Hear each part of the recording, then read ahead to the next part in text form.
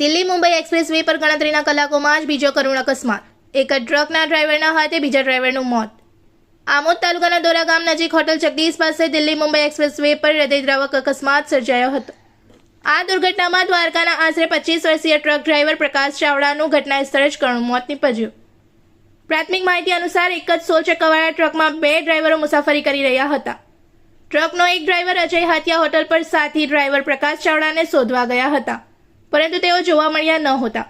તેમને લાગ્યું કે પ્રકાશ હોટલમાં અથવા આસપાસ હશે. તે દરમિયાન પ્રકાશ ચાવડા ટ્રકની નીચે ઇજાગ્રસ્ત હાલતમાં અથવા આરામ કરવા માટે સૂઈ ગયા હોવાનું પ્રાથમિક તપાસમાં સામે આવ્યું છે. આ બાબતથી અજાણ અજય હાથિયાએ ટ્રક આગળ ચલાવતા ટ્રકનું ટાયર નીચે સૂતેલા પ્રકાશ ચાવડા પર ફરી વળતા તેમનું ઘટના સ્થળે જ મોત નીપજ્યું. ઘટનાની જાણ થતાં આમોદ પોલીસ તાત્કાલિક સ્થળ પર પહોંચી હતી. પોલીસે મૃતદેહનો કબજો મેળવી પોસ્ટમોર્ટમ માટે આમોદ સામૂહિક આરોગ્ય કેન્દ્ર ખાતે ખસેડ્યો હતો. જરૂરી કાનૂની કાર્યવાહી પૂર્ણ કર્યા બાદ મૃતદેહ પરિવારજનોને સોંપવાની કાર્યવાહી હાથ ધરવામાં આવી છે. પોલીસ સમગ્ર અકસ્માતના ચોક્કસ કારણો અને તમામ પરિસ્થિતિઓ અંગે વધુ તપાસ કરી રહી છે.